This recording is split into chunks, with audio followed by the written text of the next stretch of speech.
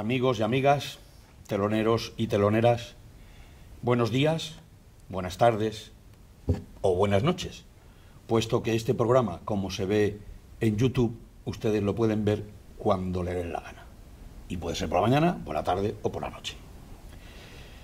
Esta es la primera entrega de este programa, El Telón, un programa específico para artes escénicas, incluso también otro tipo de artes.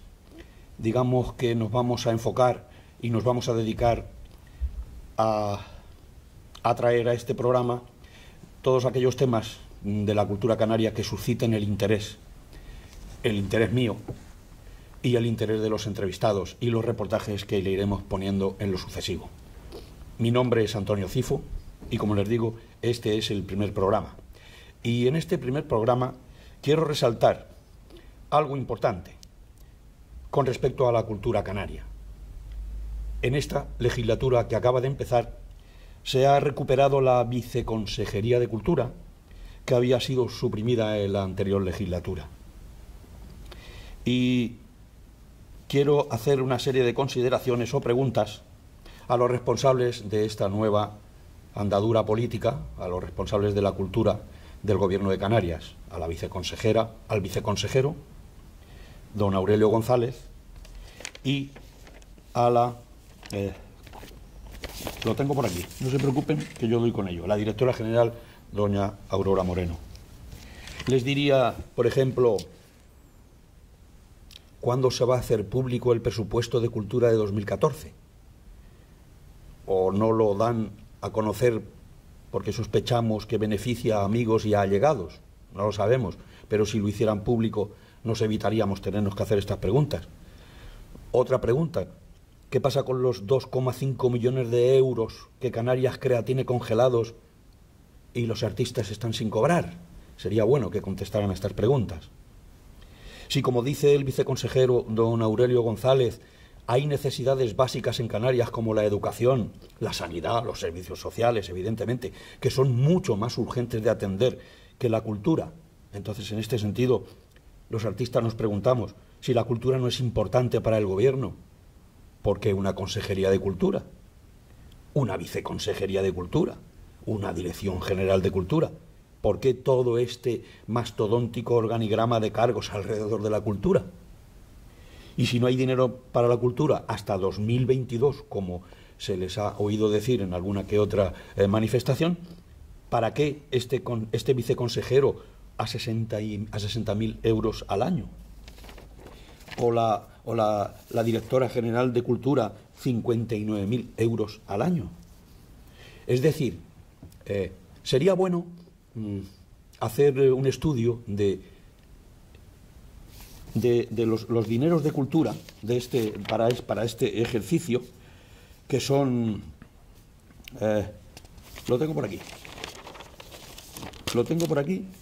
Bueno, en realidad hay un 6% menos, va a ser 12 millones de euros para el ejercicio del año que viene, que es un 6% menos del gasto del año 2014.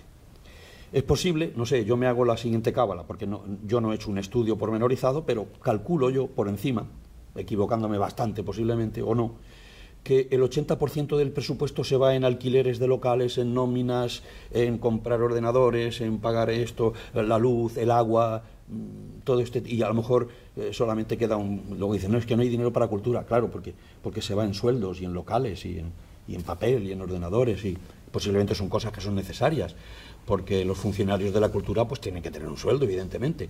Pero y entonces con el restito del dinero que queda es cuando nos dicen, no, es que no hay dinero para el teatro, no podemos dar subvenciones, no, es que para el cine no hay dinero tampoco, y no podemos promocionar la pintura, ni la literatura, ni la dramaturgia de nada, no podemos hacer nada, que es lo que nos suelen decir siempre.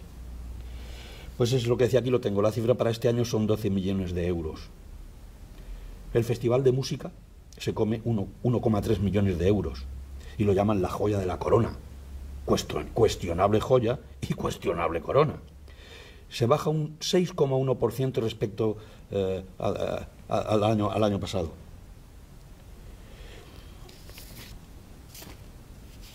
Y los artistas tenemos que mantener una dura pelea para poder cobrar los 2,5 millones de euros que están congelados en Canarias. Crea que no sabemos muy bien por qué no nos los pagan.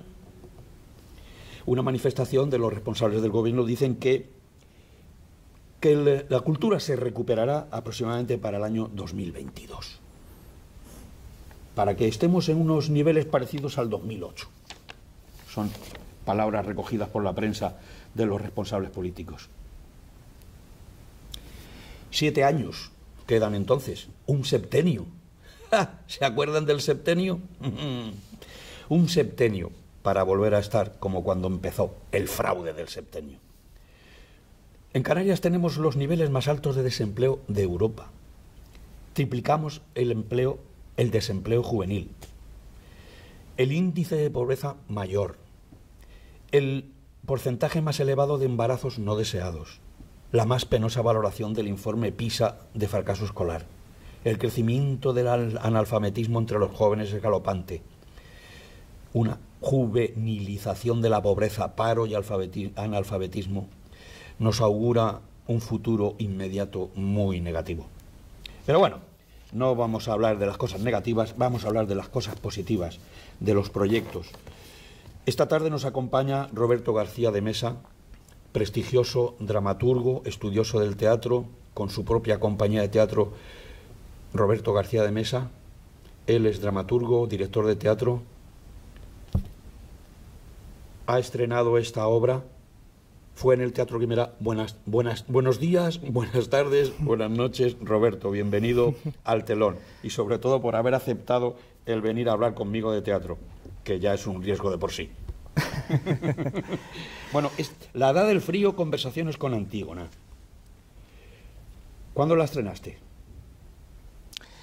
Pues el 25 de septiembre de 2015. ¿En el Teatro Guimerá? En el Teatro Guimerá. ¿Qué otras funciones llevas hechas ya de ella? De momento, bueno, antes de empezar, sí, yo quería comentar algo de lo que has señalado previamente, porque sí, evidentemente nos afecta a todos, ¿no? Sí, por favor, creo que soy un desconsiderado. Me gustaría que dijeras algunas palabras en torno a... Me has cogido por sorpresa con este texto y me gustaría por lo menos adherirme a estas reflexiones también, porque desde luego pues forma parte de nuestra realidad y la realidad más próxima a la que estamos viviendo. Y desde luego la cultura es una necesidad. Yo intento con mi compañía, que la he creado este año, no vivo del teatro. Intento financiarla desde mi propio trabajo, en otro trabajo, pero también soy abogado, como sabes, y profesor de la UNED. Y bueno, pues intento de alguna manera hacer este ejercicio de locura, ¿no? De seguir, digamos, montar una compañía y echar adelante, llevar la producción, llevar todo, ¿no? Y bueno, en este momento yo creo que, claro, septiembre, abrir la temporada del Teatro Guimerá, con esta obra estuvimos de compañía residente durante 2 o 3 meses, nos dejaron el teatro, algo que agradezco mucho porque el espacio escénico del Guimerá ha sido un privilegio estrenar, digamos, una obra en el mismo espacio donde ensayas, ¿no? Que ya eso es casi un milagro, ¿no? Y realmente echar adelante cualquier proyecto cultural hoy en día, desde luego, es muy, muy, muy complicado. La cultura debe estar protegida. La cultura, ya la UNESCO lo ha dicho 1,5 millones de veces, ¿no? Las subvenciones, las ayudas, la ayuda del Estado, por lo menos un pequeño apoyo a todos esos proyectos que son difíciles, muy complicados de financiar y que no aguantan los golpes del mercado, porque el mercado es muy duro y realmente la competitividad es muy grande. Entonces hay muchas creaciones y muchas obras que necesitan esa especial protección también, ¿no? A nivel económico me refiero, nada más, ¿no?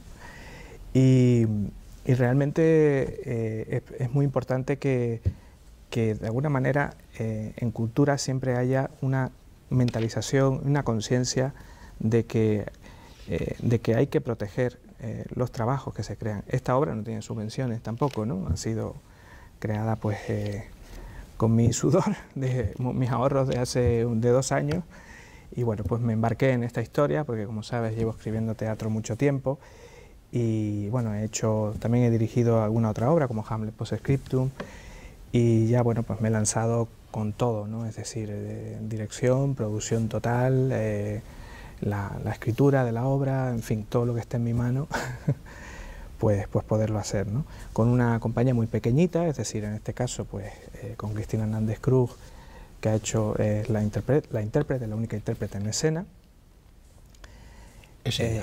Y después, bueno, con un equipo que también han colaborado en esta obra. Que se titula La Edad del Frío, y la subtitulas, o la, entre comillas, Conversaciones con Antígona. Exacto. ¿Por qué? Pues porque realmente, o sea, la primera vez, o sea, el título inicial fue La Edad del Frío solamente, ¿no? Pero creo que a lo mejor no aportaba la suficiente luz que yo quería, digamos, para quien viera esta obra, ¿no? O por lo menos para quien se acercara a ello. El nombre de Antígona ya nos lleva a unos lugares también... Muy concretos y muy definidos. Muy definidos, ¿no? Y esos son los lugares también en los que... a donde nos quieres llevar. Exacto. Con la Edad del Frío. No es una Antígona, es una obra absolutamente nueva. ¿Nos va a dejar igual de fríos que Antígona? Bueno, desde luego la obra intenta decirles, bueno, ya han visto qué pasa, ¿no? Una vez más, a ver qué haces tú, ¿no? Esa es la cuestión. Pero bueno, es una obra de 100 minutos, es una obra de teatro total, donde no es un tema y variaciones, sino es una obra donde hablo de muchísimos temas. Claro, y también me acerco con Antígona en ese sentido, porque Antígona, digamos, recorre todos los conflictos posibles que puede tener la tragedia, ¿no? Ya lo decía Steiner, ¿no? El individuo entre hombres, los conflictos entre hombres y mujeres, los conflictos del individuo con la sociedad, los conflictos entre, digamos, el ser humano y la divinidad, entre los vivos y los muertos, los conflictos generacionales. Todo eso está ahí, evidentemente, ¿no? Cualquier obra que de alguna manera llegue a esos lugares, también de alguna manera, obligatoriamente, algo de Antígona está ahí, ¿no? De ese espíritu, vamos a ver, de ese material. Hay más conflictos, por supuesto, ¿no? Conflictos también entre las propias mujeres, ¿no? Entre sí. Podría ser un personaje que está desdibujado y que se va deconstruyendo en cuatro mujeres, podría ser. Es una obra que prefiero también, en la que prefiero cultivar el misterio. Yo simplemente lo que quiero es que cada uno vaya, se sienta en el público, llegue y se deje llevar por la obra. Es un poema escénico, no es una historia. Está dividida en varios cuadros y de alguna manera lo que deseo es que les toque, que la obra les acaricie, les pegue, les dañe, les indigne, diferentes estados anímicos para que tú salgas del teatro y digas, coño, pero el mundo es que es verdad, está así, ¿no? O no. El teatro te plantee preguntas. Exacto, que tú llegues a tu casa con la cabeza llena de preguntas, dudas, que nos lleve a lo más profundo del ser humano. Intento hacerlo, ¿no?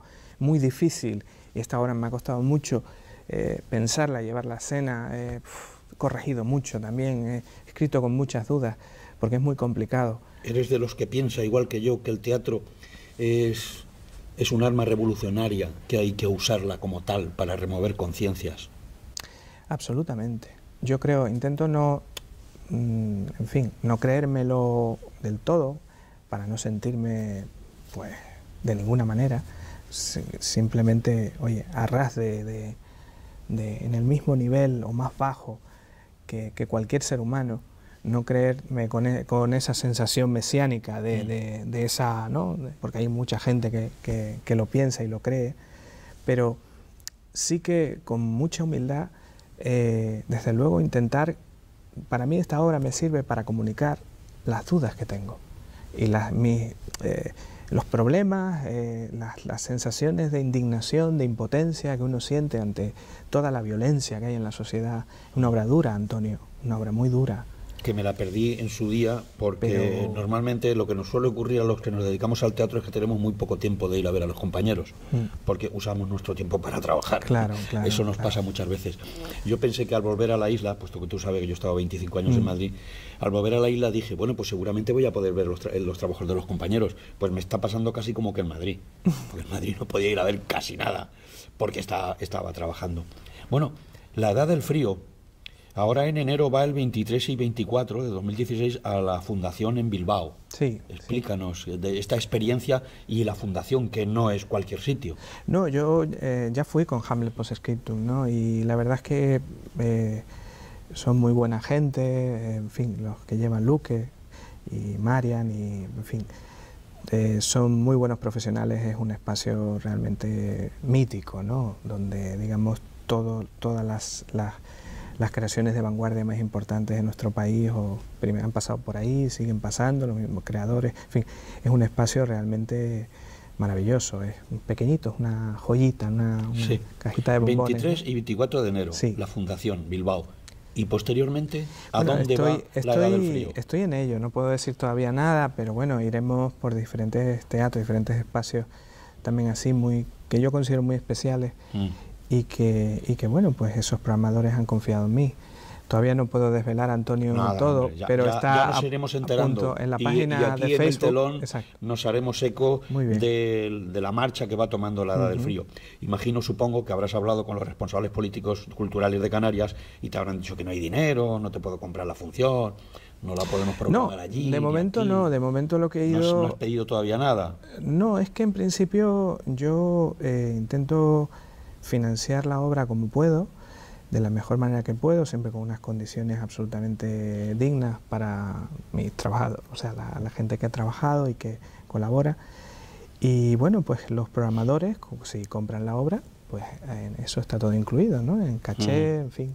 O sea, sí que es verdad que intento luchar por unas condiciones dignas cada vez que... Bueno, por eso tampoco a lo mejor quiero lanzarme como un kamikaze en todos los teatros que me abran las puertas, sino en aquellos también que, oye, que cuiden, que traten esto con mucho mimo y que crean también en este trabajo.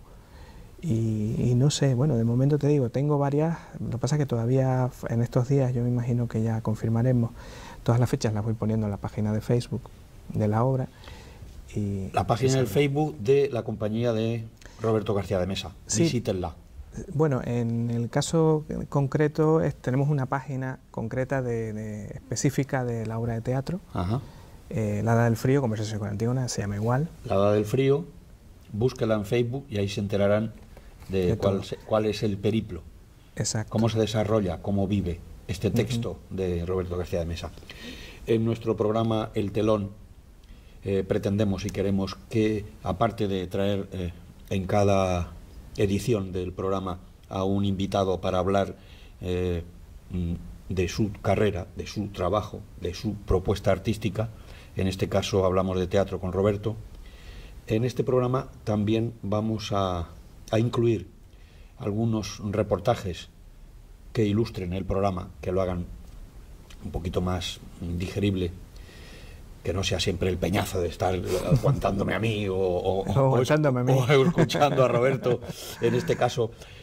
Por eso les vamos a pasar un vídeo de una obra que se puso el mes pasado en el Teatro Leal, una obra muy interesante que se titula La Piedra Oscura y que pasó por el Teatro Leal.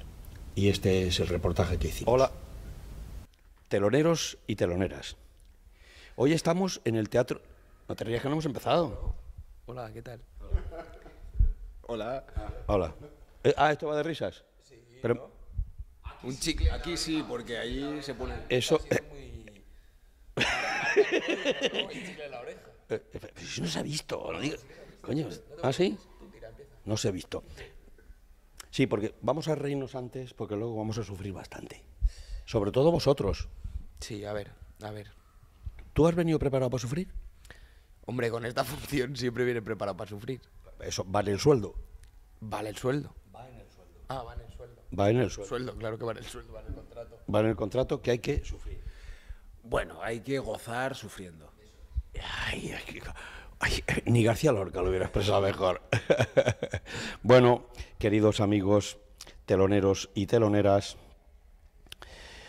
estamos con, lo tengo apuntado, te lo juro que lo tengo apuntado, con Daniel Grao.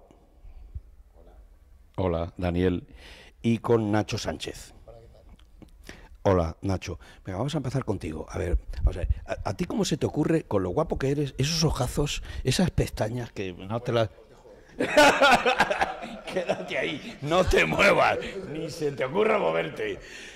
¿Cómo se te ocurre de repente, con lo que tú hubieras triunfado en la vida en otras cosas, dedicarte a ser actor? Que esto es la ruina, te lo digo por experiencia. Yo tengo 62 años. No, últimamente, cada vez que estoy sacando pecho de mi edad, ¿no? Sí, porque ya después de los 80 ya no voy a poder decir nada. ¿Cómo se te ocurre dedicarte a esto, tío? Pues es que es como que no tengo conciencia de no estar haciendo teatro desde pequeño. Desde pequeño empecé y cuando ya llegué al instituto y terminé, a la hora de elegir qué iba a hacer, fueron casi mis padres los que me empujaron y me dijeron, venga, estudia arte dramático. Entonces tuve mucha suerte. Vale, eso queda muy bien, así, está guapo. Ahora dime la verdad. Una chica, pues... No, que va, que estuve... No, pero está muy bien, ¿eh? Las cosas por amor son las mejores que se hacen en la vida. Tampoco fue... No fue amor. Fue amor a la profesora de teatro que tuve desde el principio, pero es un amor, pues eso, docente, no es un amor lascivo. Es docente, no es decente. Es docente y decente. Qué bueno eres. Bueno, oye, que esto es una entrevista muy seria, ¿eh? Este programa, El Telón, es un programa... La piedra oscura. La piedra oscura es la última obra que supuestamente escribió Lorca, de la que solo se encontró el título y una pequeña sinopsis. No se sabe si la llegó a escribir y se perdió en la guerra o si no llegó a escribirla y solo alcanzó a escribir el título y la pequeña sinopsis. Y Alberto Conejero recupera este título y escribe La piedra oscura. La piedra oscura de Lorca iba a ir de una especie de club privado en Granada y bueno, que necesitaba, si quería ser elegido, había una votación para pertenecer a ese club y si alguien sacaba la bola negra, que en un primer momento se iba a llamar, era rechazado. Y Lorca quería tratar en esta función la homofobia y no se sabe si llegó a escribirla o solo se encontró el título. Y bueno, como son temas que también va a tocar La piedra oscura de Conejero, pues se apropia del título. ¿Cómo traemos, imbricamos y hermanamos esta historia, nunca escrita, siempre intuida, con la memoria histórica?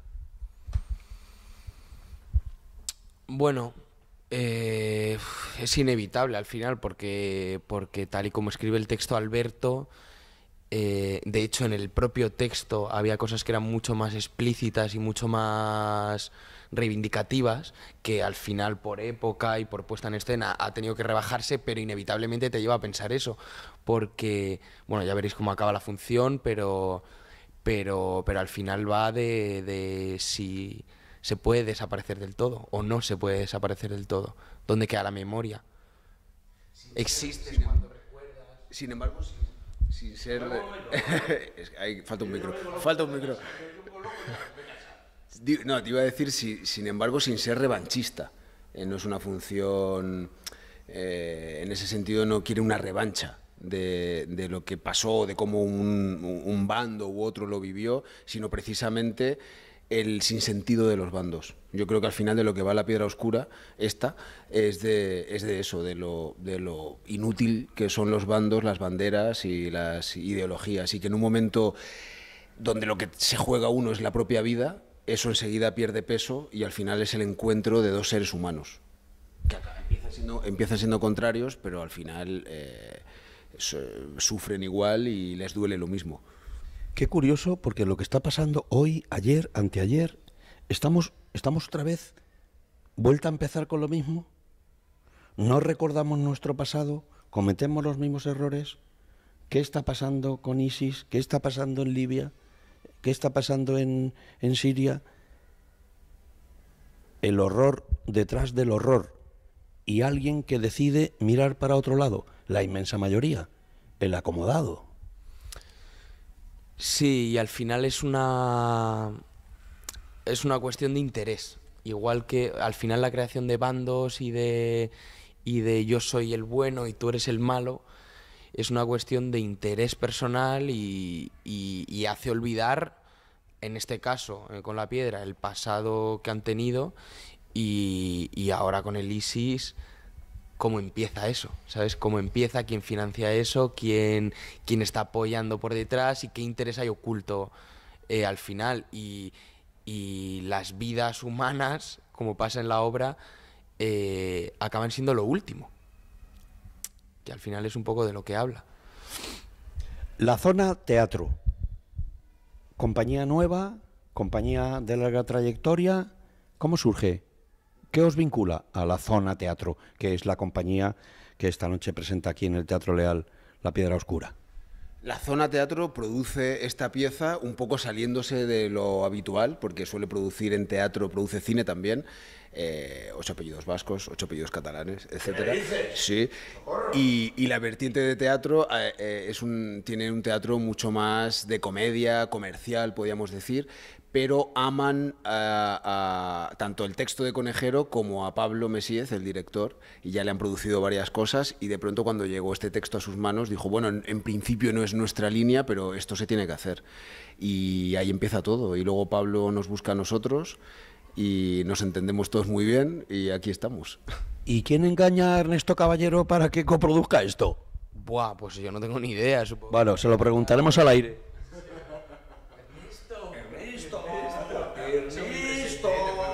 Bueno, Ernesto, para los que no lo sepan, es un joven promesa. Bueno, ya no es una joven promesa, ya es un director consagrado, gran dramaturgo, grandísimo director, y que es el director del Centro Dramático Nacional, al que yo tuve la suerte en... ¿Cómo se llama? El Alzheimer, ¿sabe? ¿No? Da igual. Él tenía una compañía de teatro cuando estaba haciendo la Resat. Tenía una compañía de teatro y yo me desplacé a Huesca porque había unas fiestas en Huesca. Yo tenía unos amigos allí y entonces ellos iban a representar, no recuerdo qué obra, y era su compañía y todos teníamos 20, 25 años. Y entonces, la primera entrevista que le hicieron a Ernesto Caballero para la revista de la Unión de Actores, se la hice yo. Y fíjate por dónde viene la cosa y hasta dónde terminamos llegando. La Barraca es la compañía de Federico García Lorca. Para los que no lo sepan, estudien un poco, hombre. Vayan a la biblioteca, documentense. Esto no es un programa divulgativo. Esto no es los programas divulgativos de la 2. Pero de todas formas, para los que no sepan lo que son La Barraca, ¿qué tiene que ver la función con La Barraca? Bueno, yo interpreto a Rafael Rodríguez Rapún, personaje real, que fue secretario de La Barraca y iba a decir, pese a ser heterosexual, pero ahora te cuento porque me parece muy interesante cómo lo lleva Conejero y porque la realidad fue así. Él tuvo novias y demás, de hecho en la función lo cuenta en un momento, se confiesa que pese a eso no pudo evitar enamorarse de Lorca y Lorca de él, y es el destinatario de los sonetos del amor oscuro, que estuvieron censurados durante mucho tiempo por el contenido homosexual. Todos los datos que arroja la función, direcciones, nombres de familiares, todo es real, se ha documentado Conejero con la familia de Rapún, conoció a su hermano, Tomás, que murió hace creo que un par de años, ya muy mayor, y le pasó documentación, anotaciones de La Barraca, de todo muy interesante. Su personaje sí que es ficcionado y lo que Conejero inventa es esta situación en esta celda que da pie a la conversación que es básicamente lo que transcurre en una hora de función, conversación y un viaje emocional, ¿no? por la tensión de lo que está pasando ahí, en ese contexto, ¿no? Pero todo es real, en todo de lo que se habla es así. Hemos tenido el privilegio además de tener como espectadoras a las sobrinas de mi personaje y a las sobrinas de Lorca, por ejemplo, que se conocieron la noche del estreno en el María Guerrero y fue muy, muy bonito, muy emocionante. Esta función se estrena en septiembre, hacéis temporada en el María Guerrero, en la Sala de la Princesa, bueno, sí. Septiembre y octubre. Enero, el 14 de enero creo, hemos estado en la temporada pasada y abriendo esta temporada. Oye, una mierda de documentalista que soy. Pues bueno, infórmese, documéntese. ¿Será chulo el guapo este? Bueno, todo el mundo sabe quién es Ian Gibson, y los que no, otra vez vayan a la biblioteca. Ian Gibson, que ha sido el biógrafo y el personaje, o persona, estudioso de la obra de García Lorca, como nadie lo ha sido hasta el momento. Ian Gibson, yo hablo inglés fatal, los de Albacete es lo que tenemos. Aparecemos solamente en las comedias, o sea, no hay comedia que se precie que no nombre Albacete. Pues hasta ahí llega la cosa. Dice Ian Gibson, el desarrollo del diálogo entre los dos... ¿Ves? Esto lo he escrito mal. Entre los dos personajes está orquestado con maestría, con unos personajes, con un... Perdón, vuelvo a empezar. Desde luego, parece mentira, Antonio Cifo. Miren, lo he escrito fatal, y al revés se ve menos. El desarrollo del diálogo entre los dos únicos personajes está orquestado con maestría, con una inmensa ternura contenida, y muy pocos podrán mantener los ojos secos hasta el final. Puf.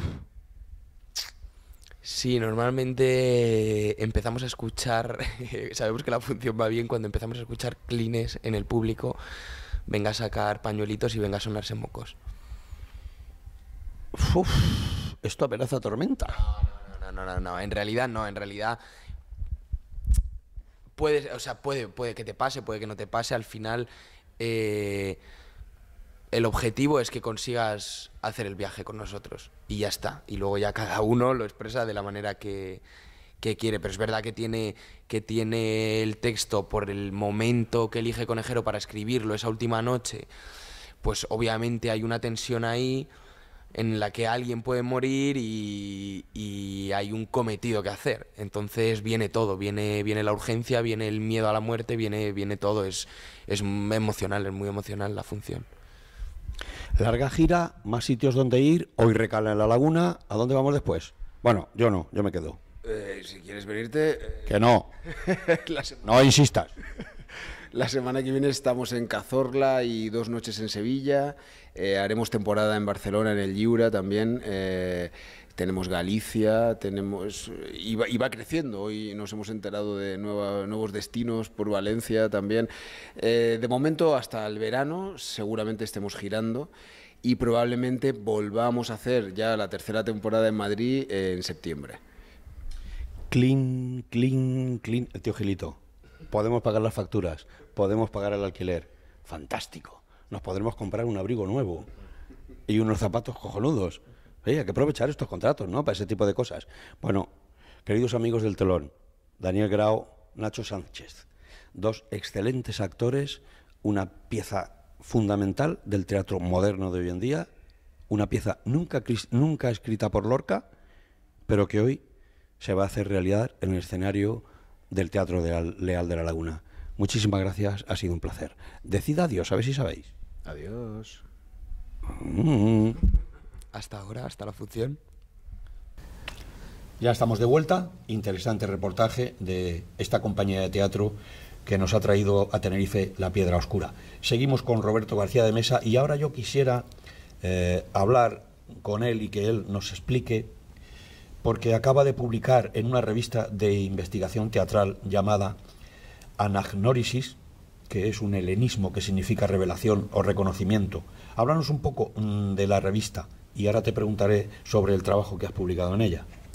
Sí, bueno, es una revista que dirige Alba y Leticia en Barcelona. Son 2 investigadores muy prestigiosas también. Y bueno, la revista realmente se ha posicionado muy bien en el ámbito académico. Yo la verdad es que publiqué hace un año otro artículo también sobre las escenografías de Salvador Dalí, sobre Tic Tac, que las encontré en el archivo de Claudio de la Torre en Castellón. Y bueno, las hice públicas después de otro año de investigación y demás. Y salieron públicas en ese artículo, se reprodujeron, están en internet, lo pueden ver también en la revista, ¿no? Busquen la revista. Y sí, porque fue muy interesante. Es una revista muy interesante sobre investigación teatral para los que les guste deleitarse Claro. con estos temas del teatro, que no solamente a Roberto y a mí nos interesa el teatro, nos consta que aquí en Tenerife y en Canarias también hay gente que se interesa por el teatro, y esta revista es muy interesante. Bueno, pues has publicado tu último artículo, Sí. que versa sobre... Domingo Pérez Miniz Exacto. y sus textos de teatro entre 1927 y 1936. Esto es. Son 10 trabajos que él publicó en su momento. Bueno, está incluido también el 10º manifiesto de Gaceta de Arte contra el actual teatro español, porque él, desde luego, participó en la redacción activamente. Y bueno, pues está incluido también. Y es un artículo que recorre el contenido de esos trabajos, ¿no? Y bueno, está inmerso también en una época muy determinada, ¿no? Entre 1927 y 1936. Y especialmente el tema, de alguna manera, que cruza todos esos artículos es la crisis del teatro español y del teatro europeo, ¿no? Que se estaba produciendo. En España, por ejemplo, es un tema que bueno, hay ya estudios sobre eso muy importantes, ¿no? Desde principios del siglo XX hasta esta fecha, por ejemplo, pues es siempre muy clave. Luego entramos en otro tipo de crisis todavía peor, ¿no? Que es la de la dictadura de General Franco. Cierto. Que bueno, que eso ya si ya íbamos con retraso, ahí ya nos fuimos todavía mucho más para atrás, ¿no?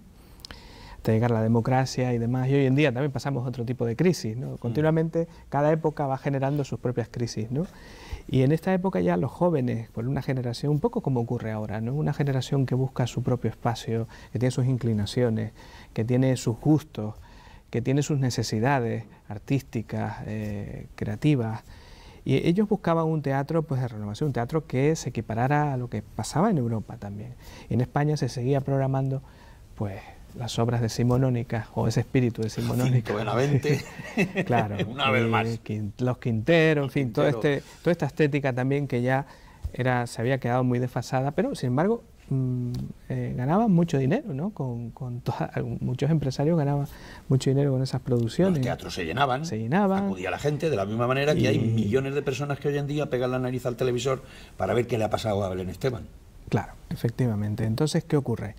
Pues que, por ejemplo, en el caso de Domingo Pérez Miniz, pues vemos toda una serie de escritos, junto con otros críticos de la época, porque es algo que sucede generacionalmente, ¿no? Sobre todo, y esa indignación, ¿no? De esas programaciones, y todo eso estalla ya en el 10º manifiesto de Gaceta de Arte, que es como ¡buah! Yo te agradezco enormemente que reivindiques y traigas a Domingo cada vez que se te ocurra, porque yo que le conocí en vida... Qué bueno.